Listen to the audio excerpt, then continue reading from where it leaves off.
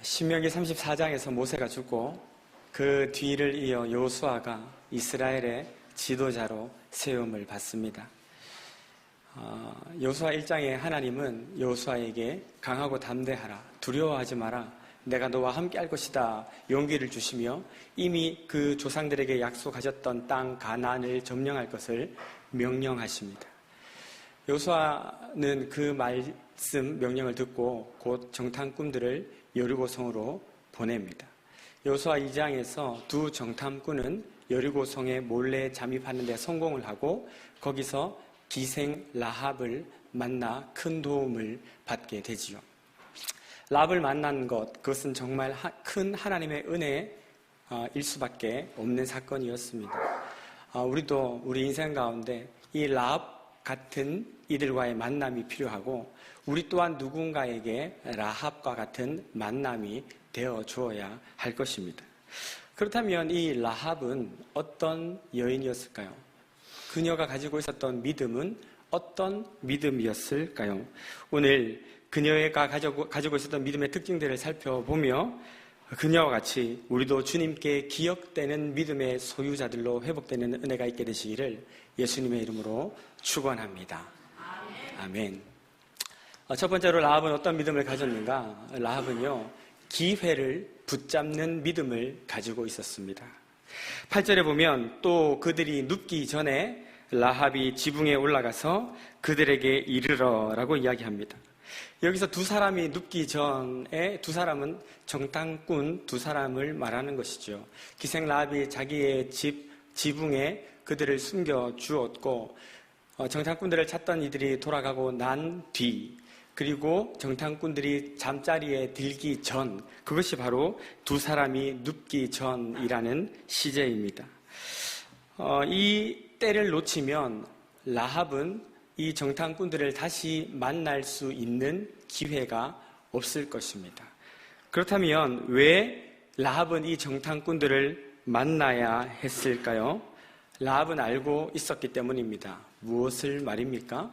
바로 이 정탐꾼들이 정탐을 마치고 돌아가면 하나님의 백성 이스라엘을 통해 자신이 살고 있는 여리고성은 처참하게 파멸될 것이다 라는 사실을 말입니다. 그러므로 여리고가 무너질 때 자기의 목숨도 위태로워질 것이라는 것을 알았고 그 위태로움에서 벗어날 수 있는 기회, 그것이 바로 이 정탐꾼들을 붙잡는 것으로 표현이 되고 있다라는 것이죠. 이처럼 기회를 알고 그것을 붙잡는 것은 매우 중요한 일입니다. 왜냐하면 구원의 기회는 항상 열려 있는 것이 아니기 때문입니다. 성경에는 구원받을 기회가 주어졌으나 그것을 놓쳐버렸던 수많은 사람들의 이야기를 우리에게 들려주고 있습니다. 노아 시대에 방주를 짓던 노아를 비웃던 수많은 사람들이 그러했습니다. 소돔과 고모라가 멸망할 당시에 롯의 아내와 그의 사위들, 그리고 사사시대와 분열 왕국 시대의 이스라엘 백성들, 그리고 심지어는 예수님 앞에서 예수님의 말씀을 들었으나 그 말씀을 구원의 기회로 삼지 못하고 오히려 돌을 들어 예수님을 치려했던 사람들 말입니다. 그들은 모두 구원의 기회를 만났지만 그 기회를 스스로 버려버림으로 멸망의 길에 빠졌던 사람들입니다. 반면에 성경에는 자신들에게 주어진 구원의 기회를 굳게 붙잡아 구원에 이른 사람들의 이야기들을 우리에게 소개해 주고 있기도 합니다. 예수님 당시에 여리고의 한 소경은 예수님이 자신의 앞을 지나신다라는 사실을 소문을 듣고 큰 소리로 외쳐서 자기를 구원해달라고 간구했습니다. 가나안 여인 마찬가지 아닙니까? 그녀는 귀신 들린 자기의 딸을 고치기 위해서 예수님을 찾아갔지만 예수님으로부터 거절당하고 심히 모욕적인 말까지 듣게 됩니다. 그러나 그녀는 포기하지 않고 그녀의 딸을 구원시킬 수 있는 그 기회를 놓치지 않았습니다. 삭개오는 또 어떻습니까? 그는 작은 키 때문에 사람들에게 가리워져서 주님을 만날 기회를 놓칠까 봐 뽕나무 위로 올라가 주님의 이름을 불렀습니다. 그리고 주님은 그를 보셨고 그의 집에 가사 함께 잡수시기도 했습니다. 가장 극적인 구원의 기회를 잡은 사람이라고 우리가 꼽는다면 그것은 아마 십자가 한편의 강도였을 것입니다. 이제 곧 죽음이 그에게 다가옵니다. 그러나 그는 주님께 구원을 호소하였고 주님은 네가 오늘 나와 함께 낙원에 있으리라 라고 구원의 약속을 선언해 주셨습니다. 이들의 공통점이 무엇입니까? 그들은 한결같이 예수 그리스도로 말미암은 구원의 기회를 내 인생의 마지막 기회인 것처럼 붙잡고 늘어졌다라는 것입니다.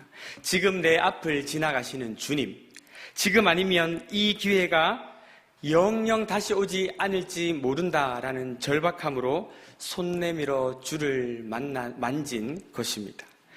오늘 우리 역시 마찬가지입니다.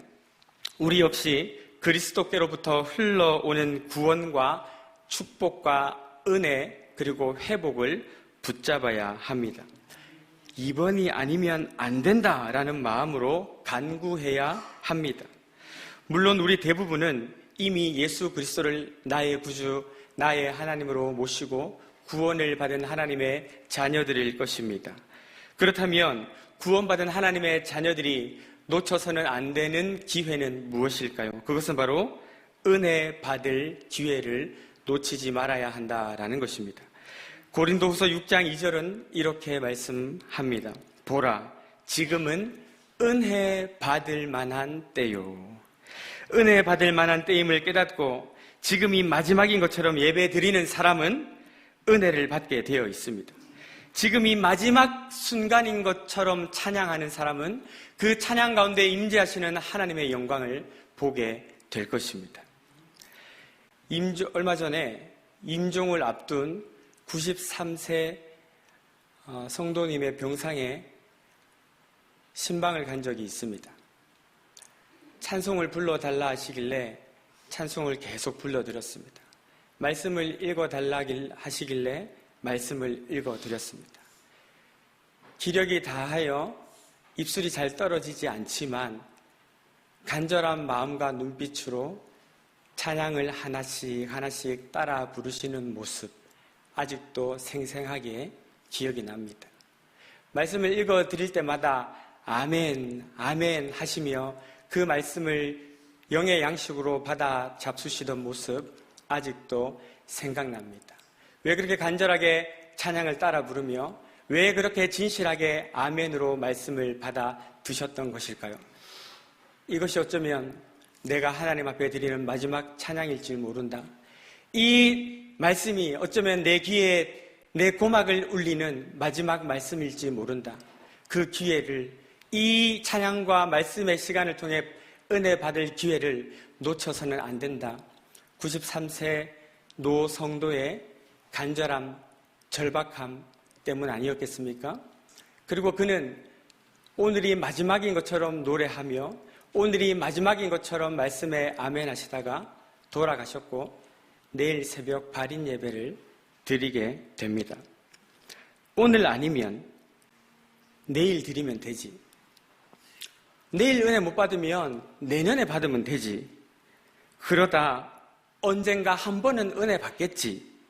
그런 마음으로는 절대 받을 수 없고 누릴 수 없는 것이 은혜요. 밟을 수 없는 곳이 은혜의 항구입니다. 우리 수요 예배도 마찬가지입니다. 죄송하지만 지금 이 예배가 우리 인생의 마지막 예배가 될지 혹 아무도 그것은 모르는 것입니다. 우리는 매 순간이 생의 마지막 순간인 것처럼 힘써 말씀을 읽고 기도하며 그분을 알기 위해 애쓰며 은혜의 기회를 붙잡아야 하는 것입니다. 시편 32편 6절은 이렇게 말씀합니다. 무릇 경건한 자는 주를 만날 기회를 타서 주께 기도할지라.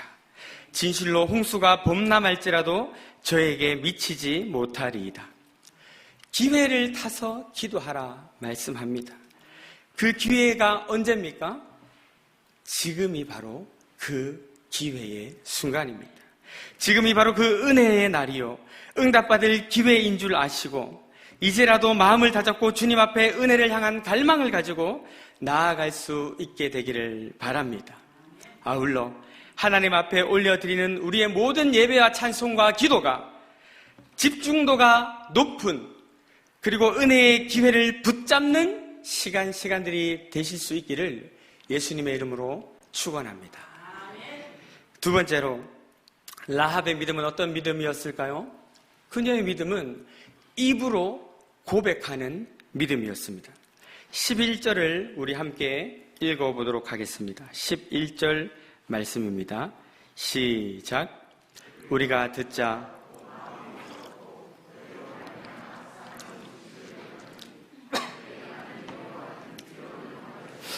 아래로는 땅에서도 하나님이시라. 11절에 보면 위로는 하늘에서도 아래로는 땅에서도 하나님이다 라고 말씀합니다. 예전 성경은 이 부분을 상천하지의 여호와라고 표현하고 있습니다. 위로는 하늘에서도 아래로는 땅에서도, 다시 말하면 우리 주님이 온 땅의 주인 되신 주님이시다, 이 고백 아닙니까? 성경을 통틀어서 이 상천하지의 신앙을 고백했던 사람은 신명기 4장의 모세가 유일합니다. 여러분, 모세가 누굽니까? 위대한 민족의 영도자, 하나님과 대면하여 친구처럼 지냈던 사람이 모세 아닙니까? 그런데 한낱 이방인이요 기생이었던 라합이 지금 상천하지의 여호와 신앙을 입으로 고백하고 있다라는 것이죠. 우리는 신앙적인 측면에서 보면 입을 많이 다물고 살아가는 것 같습니다.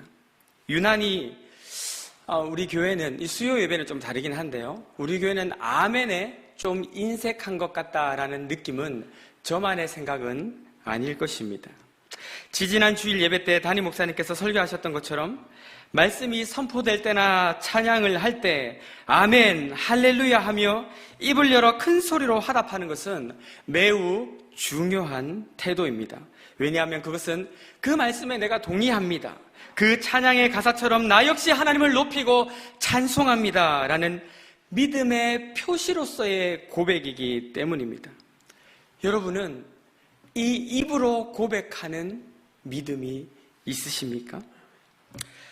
여기서 우리는 한 가지 의문을 가지게 됩니다. 이방 여인이면서 기생이었던 라합은 어떻게 그 입으로 상천하지의 여호와를 고백하는 신앙을 가지게 되었을까 하는 것이죠. 그것은 바로 그가 하나님에 대해서 귀로 들었기 때문입니다. 10절에 보면 라합이 이렇게 말합니다. 이는 너희가 애굽에서 나올 때에 여호와께서 너희 앞에서 홍해 물을 마르게 하신 일과 너희가 요단 저쪽에 있는 아모리 사람의 두 왕 시혼과 옥에게 행한 일, 곧 그들을 전멸시킨 일을 우리가 들었음이니라. 뭐라고 말합니까? 하나님이 어떤 일을 하셨는지 들었대요. 하나님은 이스라엘 백성들을 홍해를 건너도록 인도하셨던 하나님이시다. 그 하나님에 대한 이야기를 귀로 들었어요. 아모리 왕 시온과 옥을 쳐서 전멸시켰다라는 하나님에 대한 이야기를 그 귀로 들었어요. 그 귀로 들은 들음이 그 마음의 믿음으로 열매를 맺게 되고, 그 마음에 생겨난 믿음이 입으로 고백되어지는 열매로 나타나게 되었다라는 것입니다. 오늘 하나님을 향한 입술의 고백이 너무 메말라가고 있는 것 같습니다. 하나님의 높고 위대하심, 그분의 찬란한 영광과 아름다우심을 고백하는 찬양들을 찾아보기가 점점 어려워집니다. 그저 다 자기가 위로받고 자기 필요를 채움받고 상처를 치료받는 그런 내용들의 찬양이 너무 주를 이루고 있습니다. 하나님 당신만을 높이고 하나님 자체를 송축하며 그분에게 영광을 돌리며 하나님 당신은 진실로 상천하지의 하나님이십니다 고백하는 사람들, 그 신앙의 인물들을 찾아보기가 점점 힘들어집니다. 왜 그렇습니까? 성경을 통해 높고 위대하신 하나님에 대한 이야기를 귀로 잘 들어보지 못했기 때문은 아닐까요? 하나님을 알아야 그분을 향해 찬양이든 아멘이든 고백이든 할 수 있을 텐데, 내가 모르는 하나님, 어쩌면 내가 제대로 만난 적도 없는 그 하나님을 노래하는 것은 불가능한 일입니다. 적당히 종교적 감정에 만족하며 정작 생명의 말씀인 성경에 대해서는 무지한 삶을 살아가는 이가 그분의 찬란한 영광과 다함이 없는 위엄을 어찌 알고 입으로 고백할 수 있단 말입니까? 몇 해 전에 청년들과 함께 다른 교회에서 백두산에 간 적이 있습니다. 백두산에 가기 전에 백두산 사진을 인터넷으로 많이 보고 갔어요. 보니까 좋더라고요. 올라가다가 장백폭포도 있고 올라가는 그 도로도 사진으로 보니까 좋아요. 그리고 사진으로 보니까 천지가 너무 아름다운 거예요. 백두산에 올라갔습니다.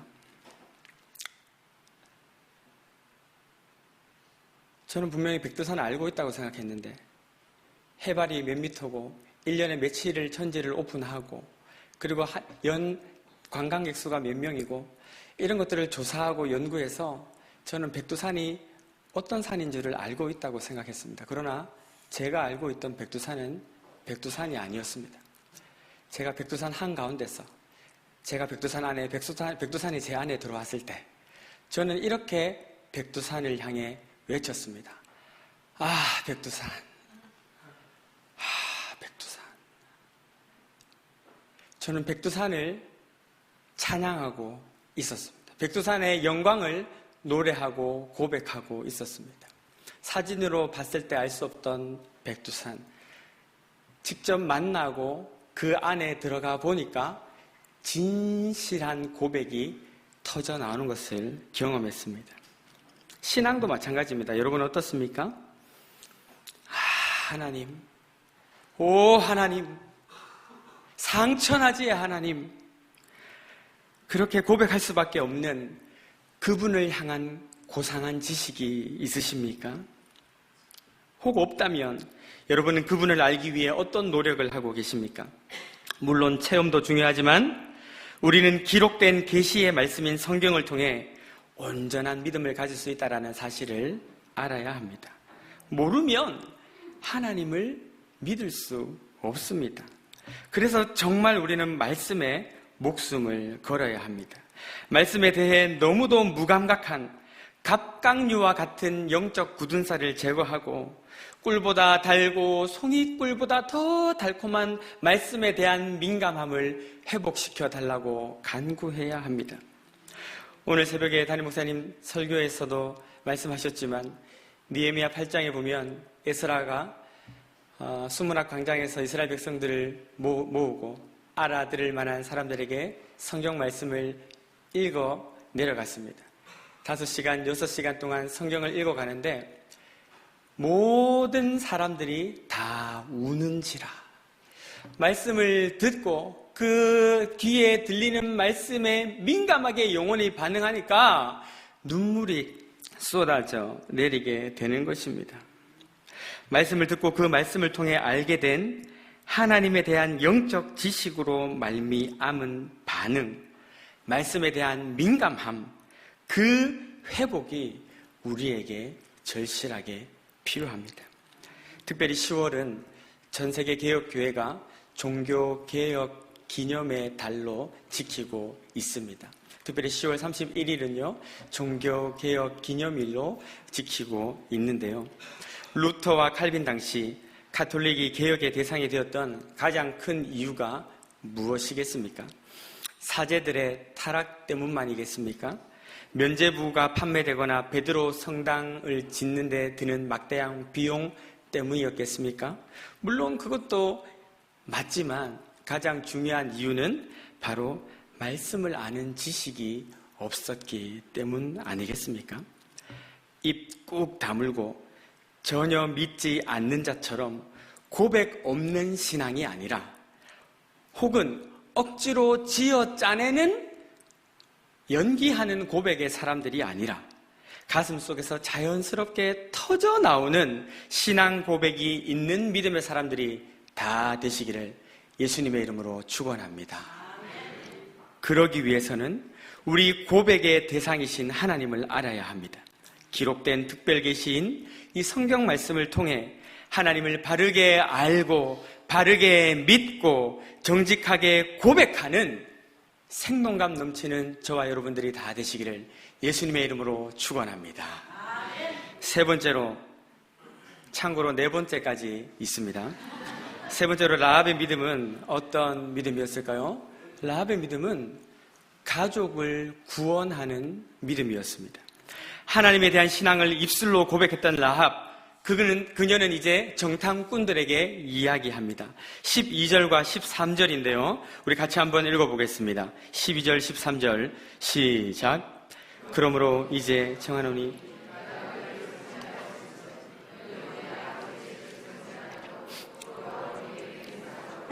내게 증표를 내라. 그에 속한 모든 사람을 살려주어 우리 목숨을 죽음에서 건져내라. 아멘. 그녀는 홍해를 가르신 하나님, 아모리 왕 시온과 옥을 전멸시키셨던 하나님이 이제 여리고를 박살내실 것이라는 것을 믿었습니다. 그리고 그 하나님을 향한 믿음을 입으로 고백했지요. 그 믿음을 가진 그녀가 한 일은 무엇입니까? 바로 자신과 자신의 가족을 구원해 달라라고 정탐꾼들에게 간구하는 것이었습니다. 그렇게 간구하자 정탐꾼들은 14절에 알겠다. 그날에, 여리고가 무너지는 그날에 내가 라합 너와 너의 가족을 선대하겠다라고 약속을 합니다. 이렇게 이야기할 수 있습니다. 가족 중에 누군가가 먼저 예수를 믿게 되었습니다. 그 믿음으로 고백하고 시인하는 참 신자가 되었어요. 그러면 그 신자된 그 가족에게는 어떤 마음이 생깁니까? 나를 구원하신 하나님 감사합니다. 이제 나는 천국 가게 되었으니 이로써 충분합니다. 이 세상 끝장내주시고 나를 당장 구원해 주옵소서. 그렇게 이야기하겠습니까? 그렇지 않습니다. 그는 자신이 구원받았다라는 강렬한 부인할 수 없는 확신을 누리는 그 순간 즉시 말할 수 없는 고통을 느끼게 됩니다. 그것은 바로 이 구원이 내 가족들에게는 주어지지 않았다라는 것입니다. 가족 구원에 대한 견딜 수 없는 고통과 간절함을 경험하게 될 것입니다.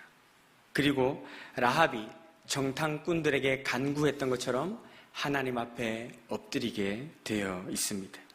하나님, 나의 부모와 나의 형제, 그들에게 속한 모든 사람을 살려주어 우리 목숨을 지옥에서 구원하여 주옵소서. 주 예수를 믿으라. 그리하면 너와 네 집이 구원을 얻으리라 약속하셨으니 그 약속 지켜 주옵소서. 그래도 안 되면 주여, 내 생명을 취하시더라도 아직 예수 안 믿는 부모님 구원해 주세요. 내 이름을 생명책에서 지우시고 우리 가정 예수 믿게 해주세요. 사랑하는 성도 여러분, 여러분의 믿음은 어떤 믿음입니까? 여러분만 살고 가족들은 여전히 주님 밖에서 영생의 비밀을 모른 채 살아가고 있지는 않으십니까? 라합이 그 가족들을 살려달라고 간구하였던 것처럼 우리도 우리 가족 구원해달라고 하나님 앞에 매달려야 합니다.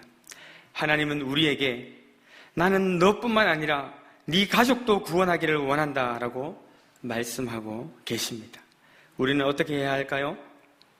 물론 가족들을 잘 섬기고 양보하고 희생하고 본을 보이는 삶을 살아야겠지요. 그러나 무엇보다도 우리는 가정 복음화를 위해서 기도해야 합니다. 라합은 지금 정탐꾼들에게 자신이 도덕적으로 얼마나 훌륭한지, 윤리적으로 얼마나 완벽한 삶을 살아가고 있는지 그것을 보여주려고 애쓰고 있지 않습니다. 그녀는 오직 하나, 간구하고 정탐꾼들의 바짓가랑이를 붙잡고 매달릴 뿐이었던 것입니다. 우리 역시 하나님 앞에 기도할 때에 아직 흑암의 권세 아래에 있는 불신 가족들을 살려달라고 기도해야 합니다. 특별히 믿지 않거나 믿음이 연약한 자녀들을 위해서 기도합시다. 물론 지금 입시철이고 진학이나 취업, 결혼 등을 위해서 기도하는 부모 마음 저도 잘 압니다. 그러나 입시를 위해서 기도하는 것 이전에 자녀들의 영적 상태를 위해서 기도하는 것이 우선이 되어야 하지 않겠습니까? 우리 애는 공부도 잘하고 착하고 말도 잘 듣고 얼굴도 잘생겼고 효도도 잘해. 딱 하나 아쉬운 게 있는데 예수를 안 믿어. 예수만 믿으면 완벽한데 예수 안 믿는 게 유일한 흠이야. 다 갖춰진 것 중에 예수 안 믿는 것이 딱 하나 부족한 게 아니에요. 예수를 안 믿음으로 그가 가진 모든 것이 다 아무것도 아닌 것이 된다는 사실을 알지 못하는 것입니까?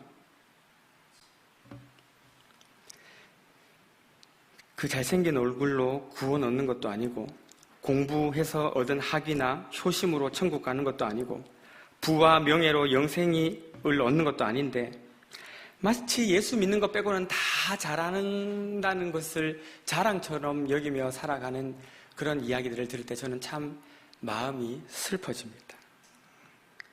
그거 아니지요. 예수 안 믿는 가족이 건강하고 돈 잘 벌고 세상적으로 잘 살고 있다고 안심하면 안 돼요. 왜 그렇습니까? 예수 이름이 아니고는 결코 피해갈 수 없는 심판의 날이 우리에게 다가오고 있기 때문입니다. 가정복음화. 적어도 우리 교회에서 신앙생활 하시는 분들의 이 가정복음화라는 이 단어는 지상과제로 여기시고 목숨 걸고 매달릴 수 있게 되기를 바라요. 그것이 아버지 하나님의 뜻이기 때문입니다. 한번 따라해 볼까요? 100% 가정복음화. 100% 가정복음화. 그러니까 이것이 나의 기도 제목이 되고 우리 교회를 위한 모든 성도들의 기도 제목이 될 때 우리 교회에 속한 모든 가정마다 구원받는 성도의 반열에 속하게 되는 역사가 있게 될 것입니다. 그렇게 기도하며 아직도 불신 상태에 놓여져 있는 모든 가족들, 친지, 형제, 자매들을 주께로 인도하는 구원의 통로들이 다 되실 수 있기를 예수님의 이름으로 축원합니다. 아멘. 마지막으로 라합은 어떤 믿음을 가지고 있었습니까? 그녀는 행동하는 믿음을 가지고 있었습니다. 여러분, 사실 믿는다는 말, 그것은 행동한다는 말과 동의어입니다. 믿는데 움직이지 않는다는 것은 믿지 않는다는 것과 같은 의미인 것처럼 말입니다. 앞서서 상천하지의 여호와 신앙을 믿고 입으로 고백했던 라합은 이제 그 하나님의 백성들, 정탐꾼들에게 구원해주겠다, 선대해주겠다라는 약속을 듣자마자 즉각적으로 행동하기 시작합니다. 그녀가 가지고 있는 믿음의 행동에는 두 가지 특징이 있는데요. 첫 번째 믿음의 행동의 특징은 바로 즉각성입니다. 오늘 15절에 보면 라합이 그들을 창문에서 줄로 달아내리니라고 이야기합니다. 여기서 달아내리다라는 이 동사는요, 와우 계속법이라는 형태로 기록이 되어 있습니다. 그것은 14절에 나타난 내가 니네 가정 구원해줄게, 여리고가 무너지는 날 라합 니네 식구 살려줄게 라는 말이 떨어짐과 동시에 일어난 일이다, 취했던 행동이다 라는 것이죠. 여기서 우리는 즉각적인 순종의 모습을 발견할 수 있습니다. 믿음은 그 믿음이 진실한 믿음이 되는 순간 즉시 움직이게 만드는 힘이 있습니다. 앞에서 믿습니까? 하면 갑자기 정신을 차리고 큰 소리로 아멘 한다고 그 믿음이 하나님께 인정받는 바 되는 것이 아닙니다. 그런 믿음에는 능력이 나타나지 않습니다. 그러나 진짜 믿음이 임하면 그 믿음은 우리를 가만히 있지 못하게 만들 것입니다.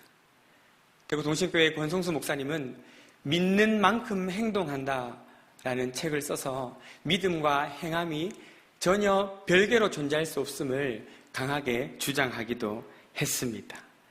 믿음이 진실로 우리 가운데 주어지게 된다면 그 믿음은 즉시 우리를 일어나게 만들 것입니다. 그 믿음은 우리 손으로 주의 일을 하게 할 것이며, 그 믿음은 우리 발이 주님이 기뻐하시는 곳을 향해 달려나가도록 만들게 될 것입니다. 여러분에게는 이렇게 즉각적으로 움직이는 행함이 있는 믿음이 있습니까? 혹 없다면 이 저녁 기도할 때 주여 움직이는 믿음, 행동하는 믿음, 그래서 역사가 나타나고 열매가 맺히는 믿음의 소유자들이 되게 해달라고 기도해야 할 것입니다. 두 번째로 그녀가 가진 믿음의 특징은 무엇입니까?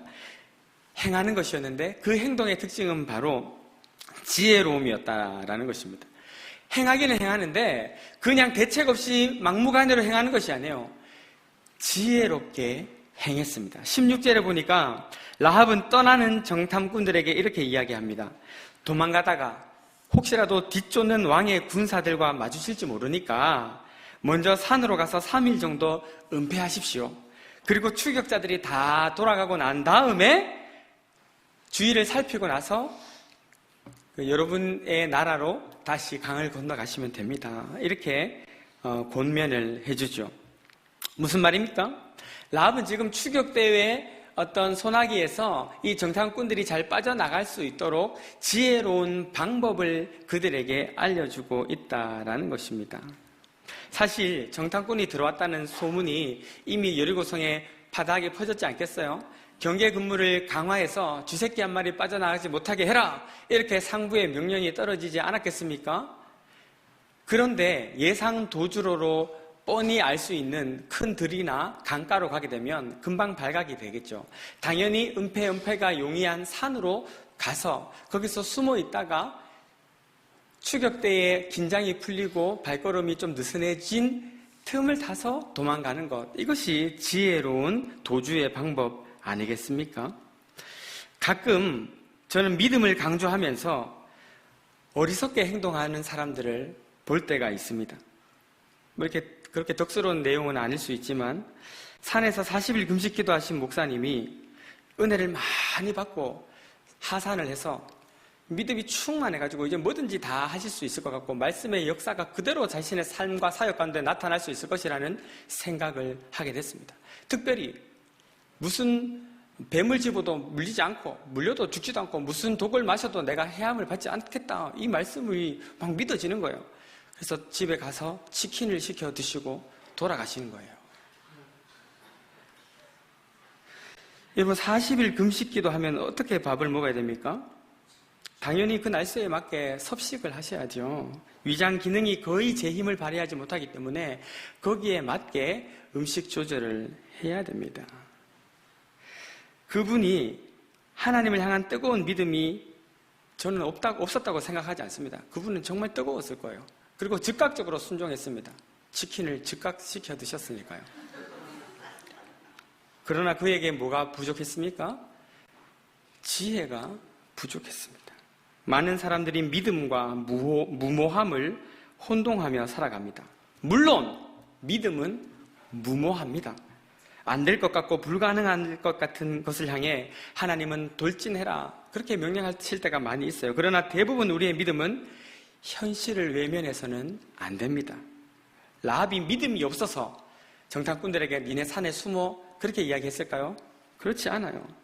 라합은 분명히 상천하지의 여호와 신앙을 가지고 있었습니다. 지혜로웠기 때문에 그렇게 권면했던 것입니다. 어떤 선교사님이 선교사로 부르심을 받고 즉각 순종해서 선교지로 바로 날아갔다고 생각해 보십시오. 그는 말도 안 통하고 음식도 안 맞는 그곳에서 아무것도 할 수 없는 채 처자식 데리고 구걸밖에 할 게 없지 않겠습니까? 만약 그가 선교의 부르심에 대한 확신을 가지고 있다면 그는 후원자를 개발해야 합니다. 선교지의 언어를 연구해야 되고요. 현지 사역자들과 접점을 미리 확보해야 할 것입니다. 그리고 파송할 교회를 선택하고 그들의 기도와 물질적 후원을 확보한 후에 선교지로 나아가야 합니다. 우리 교회가 선교사님들을 그렇게 돕고 후원하는 것처럼 말입니다. 만약 어떤 선교사님이 이런 권면을 듣지 않고 괜찮습니다, 하나님이 다 채워주실 겁니다, 나는 두렵지 않습니다. 그냥 나가겠습니다. 하나님이 나에게 그 선교지로 가라고 분명히 말씀하셨습니다. 그러다가 굶어 죽으면 순교하는 거죠. 제가 단정하기는 힘들지만 하나님이 그것을 순교로 받으실지는 저는 많은 물음표를 가지고 있습니다. 사도 바울은 여러 교회들에게 후원을 요청합니다. 그리고 본인도 본인의 생계를 위해서 텐트 메이킹을 하지요. 그것은 그가 믿음이 없기 때문이 아닙니다. 진짜 믿음은 현실을 외면하지 않는다라는 사실을 우리에게 보여주고 있는 것입니다.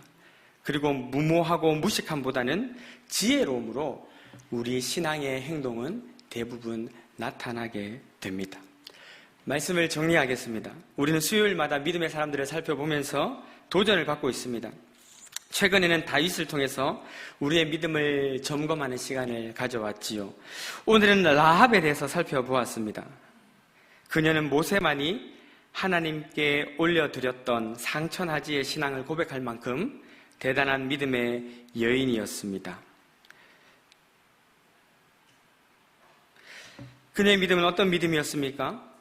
기회를 붙잡는 믿음, 입으로 고백하는 믿음, 그리고 가족을 살려내는 믿음, 마지막으로 즉각적이고 지혜롭게 행동하는 믿음의 사람이었습니다. 이러한 믿음을 통해 정탐꾼들과 여호수아 그리고 이스라엘 백성들은 큰 위로와 용기를 얻었을 것입니다. 그리고 그녀의 가족은 구원을 받게 됩니다. 거기서 그치지 않습니다. 이러한 믿음을 가진 그녀는 잘 아시는 대로 다윗의 증조 할머니가 되게 되지요. 오늘 우리에게 믿음이 있으면 이길 수 있습니다. 이 라합이 가지고 있는 믿음이 있으면 하나님의 백성, 하나님의 교회를 살리고 자신의 가문을 통해서 하나님의 믿음의 역사가 지속적으로 이어지는 은혜를 경험하게 될 줄로 또한 믿습니다. 그러나 이러한 은혜와 축복이 저와 여러분의 것이 다 될 수 있기를 예수님의 이름으로 축원합니다. 아멘.